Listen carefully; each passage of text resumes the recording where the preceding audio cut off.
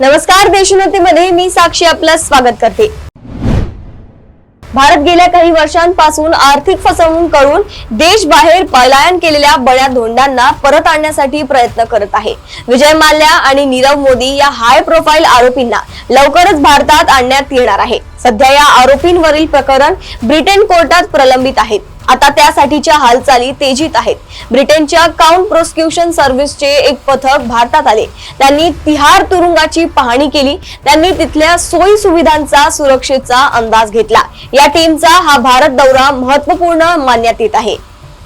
CPS टीमने तुरुंगातील सोयी सुविधांची बारकाईने पाहणी केली। भारत प्रत्यर्पित कैद्यांना सुरक्षित वातावरण आणि आंतरराष्ट्रीय स्तरावरच्या सोयी सुविधा देतो। ही ब्रिटिश कोर्टाला पटवून देण्यासाठी हा दौरा महत्त्वपूर्ण मानण्यात येत आहे। भारतीय अधिकाऱ्यांनी सांगितले की जर गरज पडली तर अशा हाय प्रोफाइल कैद्यांना एक खास एन्क्लेव्ह व्यवस्था तयार करून देण्यात येईल। 4 सदस्यांच्या या पथकात 2 सीपीएस तज्ञ आणि ब्रिटिश उच्चायुक्त कार्यालयाचे 2 अधिकारी यांचा समावेश होता। त्यांनी अत्यंत सुरक्षित आणि संवेदनशील वॉर्डची पाहणी केली। त्यांनी तिथल्या काही कैद्यांची चर्चा केली। त्यानंतर तुरुंग प्रशासन आणि भारतीय अधिकाऱ्यांसोबत बैठक झाली।